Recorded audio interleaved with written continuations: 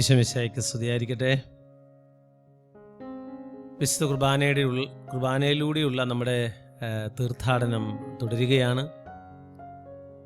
ഓരോ വാക്കിൻ്റെ അർത്ഥം തിരിച്ചറിയുമ്പോഴും നമ്മുടെ കുർബാനയെ കുറേ കൂടി ഒന്ന് സ്നേഹിക്കാൻ, ആ ബലിപീഠത്തോട് ചേർന്ന്, കർത്താവിനോട് ചേർന്ന് ആ ബലി അർപ്പിക്കാൻ നമുക്കിടയാകണം. കഴിഞ്ഞ ധ്യാന വിചാരം നമ്മൾ പങ്കുവച്ചത് ദൈവത്തിൻ്റെ കരുണയെക്കുറിച്ചാണ്. കുർബാന മുഴുവൻ ദൈവത്തിൻ്റെ കരുണയുടെ ആഘോഷമാണ്.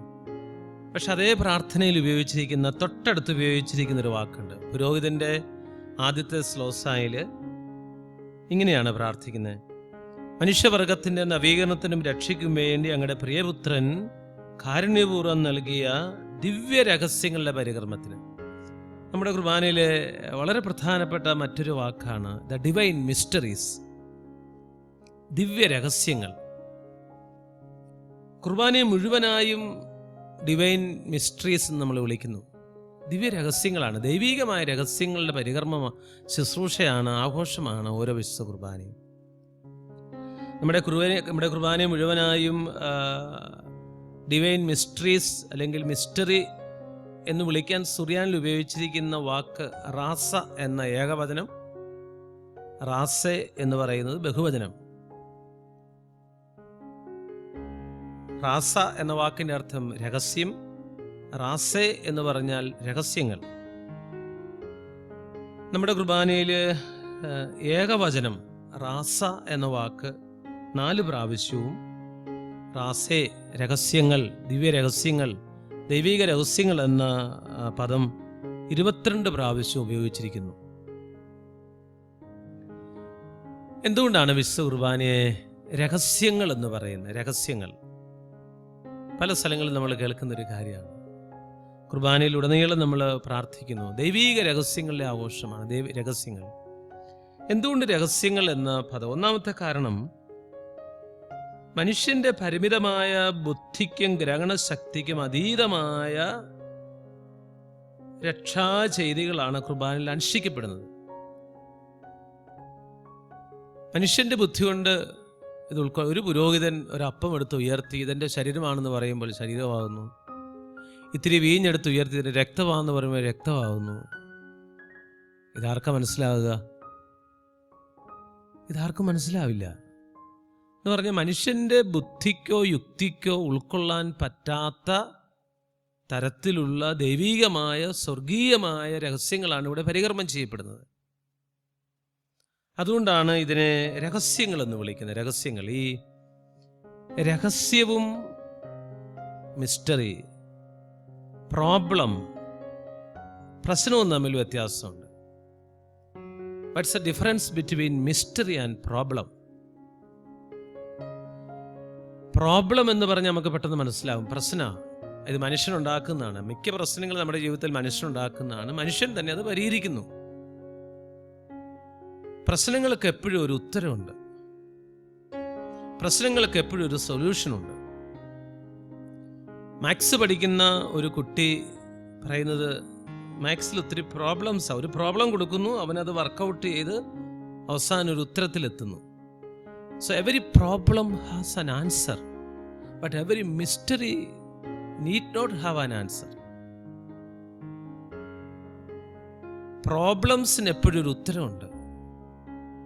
എന്നാൽ മിസ്റ്ററി എന്ന് പറയുന്നത് എന്താ? മിസ്റ്ററി എന്ന് പറയുന്നത് മനുഷ്യന്റെ ബുദ്ധി കൊണ്ട് പരിഹരിക്കാൻ പറ്റുന്ന ഒരു പ്രോബ്ലം അല്ലത്.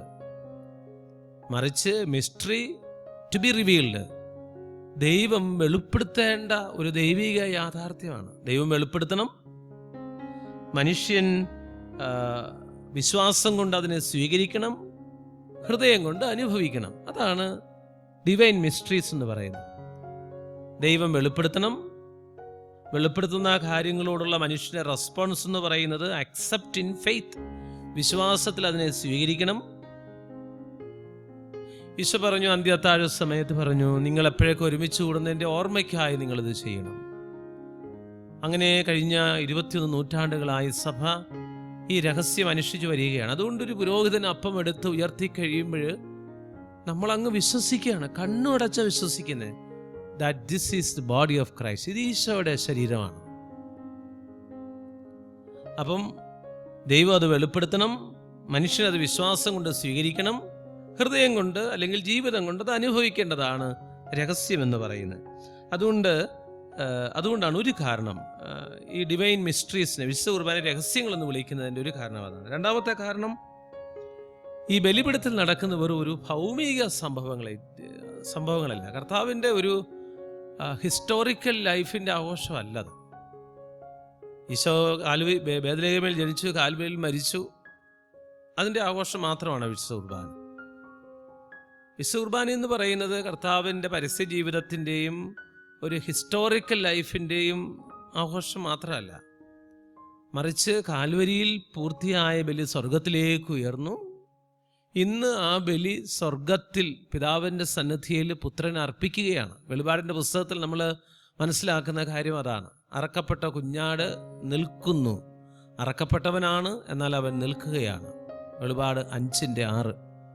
അപ്പം ബലി തുടരുകയാണ്. അപ്പം ഇത് വെറും ഭൗമികമായ ഒരു കാര്യമല്ല വിശുദ്ധ കുർബാന, അത് സ്വർഗീയമാണ്, അത് ദൈവികമാണ്. ദൈവിക പ്രതിഭാസങ്ങളാണ് ഇവിടെ നടക്കുന്നത്. സ്വർഗീയമായിട്ടുള്ള കാര്യങ്ങളാണ് ഇവിടെ അനാവരണം ചെയ്യപ്പെടുന്നതും ആഘോഷിക്കപ്പെടുന്നതും. അതുകൊണ്ട് ഇതിനെ ഡിവൈൻ മിസ്റ്ററീസ് എന്ന് വിളിക്കുന്നു. ജോബിൻ്റെ പുസ്തകം 11:7 ജോബ് പറയാണ്, ദൈവത്തിൻ്റെ രഹസ്യങ്ങളുടെ ആഴമളക്കാൻ നിനക്കാവുമോ? ഭൂമിയിൽ ജീവിക്കുന്ന മനുഷ്യ, ഈ ദൈവിക രഹസ്യങ്ങളുടെ ആഴമളക്കാൻ നിനക്കാവുമോ? കാരണം എന്താ? ദൈവിക രഹസ്യങ്ങൾ എപ്പോഴും സ്വർഗീയ രഹസ്യങ്ങളാണ്. മനുഷ്യൻ്റെ പരിമിതമായ ബുദ്ധി കൊണ്ട് അവനത് ഉൾക്കൊള്ളാനായിട്ടാവില്ല.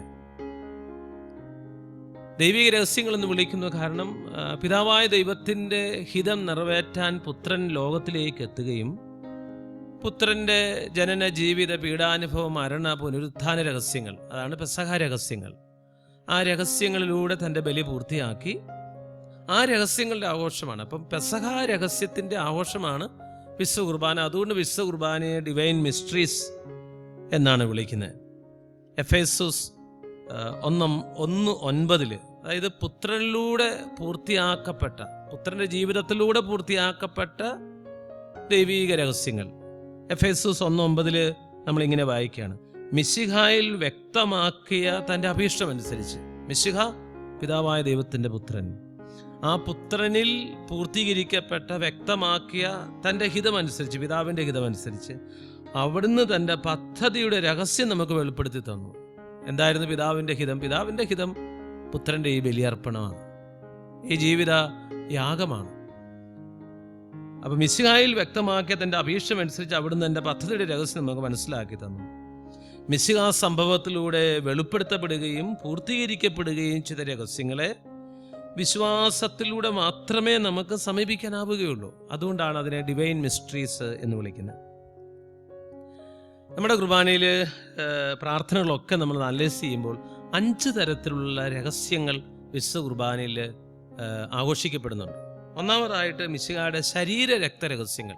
നമ്മുടെ കുർബാനയിൽ പല പ്രാർത്ഥനകളിലും നമ്മൾ കാണുന്ന ഒരു പദപ്രയോഗമാണ് ശരീരരക്തങ്ങൾ. ബലിവസ്തുക്കൾ അൽത്താരിലേക്ക് സമർപ്പിക്കുമ്പോൾ വിശുദ്ധ ബലിപീഠത്തിൽ മിശിഹായുടെ അമൂല്യമായ ശരീരവും രക്തവും അർപ്പിക്കപ്പെടുന്നു. ബലിപീഠ പ്രവേശന പ്രാർത്ഥനയിൽ, ഒന്നാം ഗഹന്ത പ്രാർത്ഥന, ഏകദേശം 5-ലധികം പ്രാവശ്യം മിശിഹായുടെ ശരീരരക്ത രഹസ്യങ്ങൾ എന്ന് വിശുദ്ധ കുർബാനയിൽ നമ്മൾ പ്രാർത്ഥനയിൽ ഉപയോഗിക്കുന്നു. അപ്പോൾ വിശുദ്ധ കുർബാന ദൈവിക രഹസ്യങ്ങളാകുമ്പോൾ അതിൻ്റെ ഒരർത്ഥം മിശിഹായുടെ ശരീരരക്ത രഹസ്യങ്ങളുടെ ആഘോഷമാണ്. അങ്ങനെയാണെങ്കിൽ ഈ ശരീരവും രക്തവും എന്താ അർത്ഥമാക്കുന്നത്? മിശിഹായുടെ ശരീരം എന്ന് പറയുന്നത്, പ്രിയപ്പെട്ടവർ, ഒരിക്കലും ഈശോയുടെ മാംസമായി, പീസ് ഓഫ് ഫ്ലഷ്, മാംസമായി നമ്മൾ ഒരിക്കലും കരുതരുത്. ഈശോ തൻ്റെ ശരീരം നമുക്ക് തന്നു എന്ന് പറയുമ്പോൾ ഈശോ തന്നത് അവൻ്റെ മാംസമല്ല, നോട്ട് ദ ഫ്ലഷ്, മാംസമല്ല. പിന്നെന്താ മിശിഹായുടെ ശരീരം എന്ന് പറഞ്ഞാൽ? മിശിഹായുടെ ശരീരം എന്ന് പറയുന്നത് അവൻ്റെ ജീവിതം തന്നെയാണ്. ഹെബ്രായ ലേഖനത്തിൻ്റെ 10-ാം അധ്യായം 5 മുതൽ 7 വരെയുള്ള വാക്യങ്ങളിൽ നമുക്കത് വളരെ വ്യക്തമായിട്ട് കാണാനായിട്ട് കഴിയുമെന്നുള്ളതാണ്. ഹെബ്രായ 10:5-7. ഇതിനാൽ അവൻ ലോകത്തിലേക്ക് പ്രവേശിച്ചപ്പോൾ ഇങ്ങനെ അരുളിച്ചത്, ബലികളും കാഴ്ചകളും അവിടുന്ന് ആഗ്രഹിച്ചില്ല, എന്നാൽ അവിടുന്ന് എനിക്കൊരു ശരീരം സജ്ജമാക്കിയിരുന്നു. ശരീരം എന്ന് പറയുന്നത് അവനൊരു ജീവിതം സജ്ജമാക്കിയിരുന്നു. അന്ന് വരെ നടന്നിരുന്ന ബലികളും കാഴ്ചകളും അവൻ ആഗ്രഹിച്ചില്ല. പഴയ നിയമ ബലികളെക്കുറിച്ചായി സൂചിപ്പിക്കുന്നത്. അന്ന് വരെ അവിടെ നടന്നിരുന്ന പഴയ നിയമ ബലികളും കാഴ്ചകളും അവൻ ആഗ്രഹിച്ചില്ല. പകരം ദൈവം അവന് വേണ്ടി ഒരു ജീവിതം സജ്ജമാക്കിയിരുന്നു. ദഹന ബലികളിലും പാപപരിഹാര ബലികളിലും അവിടുന്ന് സംപ്രീതനായില്ല. അപ്പോൾ പുസ്തകത്തിന്റെ ആരംഭത്തിൽ എന്നെക്കുറിച്ച് എഴുതിയിരിക്കുന്നത് പോലെ ഞാൻ പറഞ്ഞു, ദൈവമേ, അവിടുത്തെ ഇഷ്ടം നിറവേറ്റാൻ ഞാനിതാ വന്നിരിക്കുന്നു. അതാണ് ശരീരം, ജീവിതം എന്ന് പറയുന്നത് അതാണ്.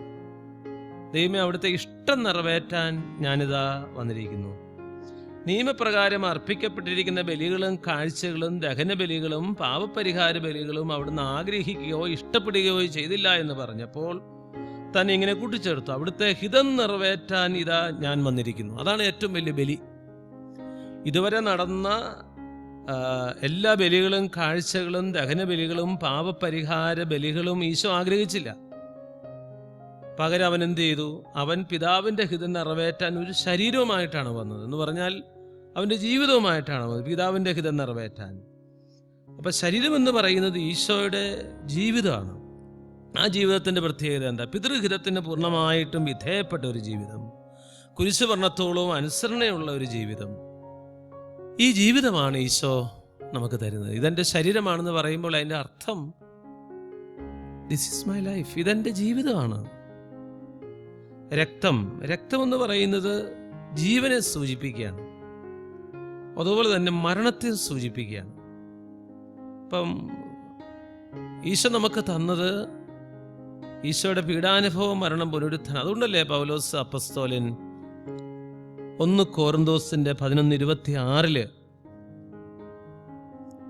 പൗലോസ് ഇങ്ങനെ പറയുന്നില്ലേ, നിങ്ങൾ ഈ അപ്പം ഭക്ഷിക്കുകയും ഈ പാത്രത്തിൽ നിന്ന് പാനം ചെയ്യുകയും ചെയ്യുമ്പോഴുള്ള നമ്മുടെ കർത്താവിൻ്റെ മരണം അവൻ്റെ പ്രത്യാഗമനം വരെ പ്രഖ്യാപിക്കുകയാണ് ചെയ്യുന്നത്. You are celebrating the death of Christ. എപ്പോഴാണ്? ഈ പാനപാത്രത്തിൽ നിന്ന് പാനം ചെയ്യുമ്പോൾ. അപ്പം കർത്താവ് തൻ്റെ പാനപാത്രം എടുത്ത് ശിഷ്യരെ നേരെ നീട്ടുമ്പോൾ എന്താണ് അവൻ നൽകിയത്? അവൻ്റെ പീഡാനുഭവവും മരണവും പുനരുത്ഥാനവുമാണ് ഈശോ നൽകുന്നത്. അതാണ് രഹസ്യം. അപ്പം ഈശോയുടെ ശരീര രക്തരഹസ്യങ്ങളുടെ ആഘോഷമാണ് വിശുദ്ധ കുർബാന ഒന്നാമതായി. 2, മിശിഹായുടെ മരണോത്ഥാന രഹസ്യങ്ങളുടെ ആഘോഷമാണ്. ഒരുക്ക ശുശ്രൂഷയിൽ, 4 ഗഹന്ത പ്രാർത്ഥനയിലൊക്കെ നമ്മൾ ആവർത്തിച്ച് കേൾക്കുന്ന അതാണ്. തൻ്റെ പീഡാനുഭവത്തിൻ്റെയും മരണത്തിൻ്റെയും സംസ്കാരത്തിൻ്റെയും പുനരുത്ഥാനത്തിൻ്റെയും ഓർമ്മ ആചരിക്കുവാൻ നമ്മുടെ കുർബാനയിലെ പ്രാർത്ഥനകളാണ്. തൻ്റെ പീഡാനുഭവത്തിൻ്റെയും മരണത്തിൻ്റെയും സംസ്കാരത്തിൻ്റെയും ഉത്ഥാനത്തിൻ്റെ, അത് മിശിഹായുടെ മരണ ഉത്ഥാന രഹസ്യങ്ങളാണ്. വിശുദ്ധ കുർബാന മുഴുവൻ ഈ രഹസ്യങ്ങളുടെ അടയാളങ്ങളുടെയും പ്രതീകങ്ങളിലൂടെയുള്ള ആഘോഷമാണ്. അതുകൊണ്ടാണ് വിശുദ്ധ കുർബാനയെ നമ്മുടെ കർത്താവിൻ്റെ മരണോത്ഥാന രഹസ്യങ്ങൾ. ഈ അടയാളങ്ങൾ എടുത്തു കഴിഞ്ഞാൽ ഒരുക്ക ശുശ്രൂഷയിൽ അപ്പവും മീഞ്ഞും 2 ബാസ്കസായിലാണ് അപ്പവും മീഞ്ഞും ഒരുക്കുന്നത്. ഇത് രണ്ടും സൂചിപ്പിക്കുന്നത് കർത്താവിൻ്റെ മരണത്തെയാണ് സൂചിപ്പിക്കുന്നത്. അൾത്താരിലേക്കുള്ള പ്രദക്ഷിണമോ കർത്താവിൻ്റെ കാൽവരിലേക്കുള്ള യാത്രയെ സൂചിപ്പിക്കുന്നു. കുരിശാകൃതിയിൽ കാസായി ബിലാസ്യം എടുത്ത പുരോഹിതൻ കുരിശാകൃതിയിൽ കാഴ്ച അർപ്പിക്കുമ്പോൾ അത് കർത്താവിൻ്റെ കുരിശിലെ മരണത്തെ സൂചിപ്പിക്കുകയാണ്. ശോശപ്പ കൊണ്ട് മൂടുന്നു, ദിവ്യരഹസ്യങ്ങളെ ശോശപ്പ കൊണ്ട് പുരോഹിതൻ മൂടുന്നതോ കർത്താവിൻ്റെ സംസ്കാരത്തെ സൂചിപ്പിക്കുകയാണ്. ശോശപ്പ ചുരുട്ടി വയ്ക്കുന്നത് കർത്താവിൻ്റെ ഉത്ഥാനത്തെ സൂചിപ്പിക്കുകയാണ്. ഇത് മുഴുവൻ കർത്താവിൻ്റെ പീഡാനുഭവ മരണ പുനരുത്ഥാന രഹസ്യങ്ങളുടെ ആഘോഷമാണ്. സ്ഥാപനവാക്യങ്ങളിൽ ശരീരവും രക്തവും 2 തിരിച്ചാണ്. ആദ്യം അപ്പം എടുത്ത് വാഴ്ത്തി, പിന്നീടാണ് കാസ എടുത്ത് വാഴ്ത്തുന്നത്. ഇത് സൂചിപ്പിക്കുന്നത് കർത്താവിൻ്റെ മരണത്തെയാണ് സൂചിപ്പിക്കുന്നത്. റൂഹാക്ഷണ പ്രാർത്ഥന, എപ്പിക്ലേസിസ്, കർത്താവിൻ്റെ പരിശുദ്ധ റൂഹ എഴുന്നള്ളി വരട്ടെ എന്ന് പറയുമ്പോൾ കർത്താവിൻ്റെ പുനരുത്ഥാനത്തെയാണ് സൂചിപ്പിക്കുന്നത്. അപ്പോൾ വിശുദ്ധ കുർബാന മുഴുവൻ കർത്താവിൻ്റെ പീഡാനുഭവ മരണ പുനരുത്ഥാന രഹസ്യങ്ങളുടെ ആഘോഷമാണ്. അതുകൊണ്ടാണ് വിശുദ്ധ കുർബാന രഹസ്യങ്ങൾ എന്ന് വിളിക്കുന്നത്. മൂന്നാമതായിട്ട് നമ്മുടെ കുർബാനയിൽ ആഘോഷിക്കുന്ന രഹസ്യം മനുഷ്യന്റെ നവീകരണത്തിനും രക്ഷയ്ക്കുമായി നൽകപ്പെട്ട ദിവ്യരഹസ്യങ്ങൾ. അങ്ങനെയാണ് ഈ പ്രാർത്ഥന, നമ്മൾ ആരംഭത്തിലെ പ്രാർത്ഥനയാണ് വിശകലനം ചെയ്തത്. മനുഷ്യവർഗത്തിന്റെ നവീകരണത്തിനും രക്ഷയ്ക്കുമായി നൽകപ്പെട്ട ദിവ്യരഹസ്യങ്ങൾ. വിശുദ്ധ കുർബാനയുടെ പരമമായ ലക്ഷ്യം ഇവിടെ വ്യക്തമാക്കുകയാണ്. എന്താണ്? മനുഷ്യകുലത്തിന്റെ മുഴുവൻ പാപങ്ങൾക്കുള്ള പരിഹാര രഹസ്യങ്ങളാണ് വിശുദ്ധ കുർബാന. ഈ പരിഹാര രഹസ്യങ്ങൾ എന്ന വാക്ക് അതേപടി നമുക്ക് നമ്മുടെ കുർബാനിലെ പ്രാർത്ഥനകളിൽ കാണാനായിട്ട് കഴിയും. നവീകരണത്തിനും രക്ഷയ്ക്കും വേണ്ടി നൽകപ്പെട്ട രഹസ്യങ്ങൾ, ആത്മശരീരങ്ങളെ പൗത്രീകരിക്കുന്ന പരിഹാര രഹസ്യങ്ങൾ എന്നൊക്കെ നമ്മൾ സൂചിപ്പിക്കുന്നത് ദൈവത്തിൻ്റെ ഈ രക്ഷാകരമായിട്ടുള്ള ബലി മുഴുവൻ മനുഷ്യവർഗത്തിൻ്റെ പാപപരിഹാരത്തിനും രക്ഷയ്ക്കും വേണ്ടിയിട്ടാണ് കർത്താവ് അർപ്പിച്ചതെന്നുള്ളതാണ്. നാലാമതായിട്ട് നമ്മൾ ഈ ദിവ്യരഹസ്യങ്ങളെന്ന് വിളിക്കുന്നു, ആഘോഷിക്കുന്ന ദൈവകൃപകളെ അനുസ്മരിക്കുന്ന രഹസ്യങ്ങളാണ്. ദൈവകൃപകളെ, ദൈവത്തിന് സ്തുതിയും കൃതജ്ഞതയും ആരാധനയും. നമ്മൾ കുർബാനയിൽ വീണ്ടും ഈ വാക്കുകളുടെ അർത്ഥം മനസ്സിലാക്കും. ഓരോ ഗഹന്ത പ്രാർത്ഥന തീരുമ്പോഴും ഓരോ ശ്ലോസ തീരുമ്പോഴും ഞങ്ങൾ അങ്ങേക്ക് സ്തുതിയും ബഹുമാനവും കൃതജ്ഞതയും ആരാധനയും സമർപ്പിക്കുന്നു. അപ്പം വിശുദ്ധ കുർബാന ദൈവകൃപകളെ അനുസ്മരിക്കുന്ന രഹസ്യങ്ങളാണ്. ഏറ്റവും അവസാനമായിട്ട് ഇവിടെ കുർബാനയിൽ നമ്മൾ പലപ്പോഴും കാണുന്ന വാക്കാണ് മഹനീയവും പരിശുദ്ധവും ജീവദായകവും ദൈവികമായ രഹസ്യങ്ങൾ. 10 പ്രാവശ്യം നമ്മുടെ കുർബാനയിൽ ഈ പ്രാർത്ഥന കാണാൻ പറ്റും. മഹനീയവും പരിശുദ്ധവും ജീവദായകവും ദൈവികമായ രഹസ്യങ്ങൾ. മഹനീയവും പരിശുദ്ധവും എന്ന് പറഞ്ഞാൽ എന്താണ്? മഹനീയവും പരിശുദ്ധവും സ്തുത്യർഹവും എന്ന് പറഞ്ഞാൽ ദൈവത്തിൻ്റെ മഹത്വത്തെ സൂചിപ്പിക്കണം. എന്താണ് ദൈവത്തിൻ്റെ മഹത്വം എന്ന് നമ്മൾ പല ആവർത്തി കണ്ടു കഴിഞ്ഞു. ദൈവം എവിടെയൊക്കെ മഹത്വപ്പെടുന്ന രഹസ്യങ്ങളുണ്ടോ അതെല്ലാം ജീവൻ്റെ രഹസ്യങ്ങളാണ്, ദൈവിക ജീവൻ്റെ രഹസ്യങ്ങളാണ്. അപ്പോൾ വിശുദ്ധ കുർബാന മുഴുവൻ പരിശുദ്ധവും ജീവദായകവും ദൈവികവുമായ രഹസ്യങ്ങൾ. ദൈവികമായതുകൊണ്ട് അത് ജീവദായകമാണ്, ദൈവികവും ജീവദായകവും ആയതുകൊണ്ട് അത് പരിശുദ്ധമാണ്. അപ്പോൾ ഈ രഹസ്യങ്ങൾ മുഴുവൻ നമ്മൾ വിശുദ്ധ കുർബാനയിൽ ആഘോഷിക്കുകയാണ്. അപ്പം നമ്മുടെ കുർബാനയിലെ മിക്കവാറും പ്രാർത്ഥനകളിലെ വളരെ പ്രധാനപ്പെട്ട വാക്കുകൾ നമ്മൾ ഇതിനോടകം ഈ രഹസ്യങ്ങളുമായിട്ട് ചേർത്ത് കണ്ടു കഴിഞ്ഞു എന്നുള്ളതാണ്. വിശുദ്ധ കുർബാന ഒരു മഹാരഹസ്യമാണ്. രക്ഷാകര ചരിത്രത്തിൻ്റെ മുഴുവൻ ആഘോഷം, കർത്താവിൻ്റെ പെസഹ രഹസ്യത്തിൻ്റെ മുഴുവൻ ആഘോഷം. ആ ആഘോഷത്തോട് ചേർന്നാണ് നമ്മുടെ ജീവിതത്തെയും നമ്മൾ സമർപ്പിക്കുന്നതെന്നുള്ള തിരിച്ചറിവ് വിശുദ്ധ കുർബാനയെ സ്നേഹിക്കാൻ, കുറെ കൂടി സ്നേഹിക്കാൻ നമ്മളെ ഒരുക്കട്ടെ എന്ന് പ്രാർത്ഥിക്കുന്നു. ഈശോ മിശിഹായ്ക്ക് സ്തുതിയായിരിക്കും.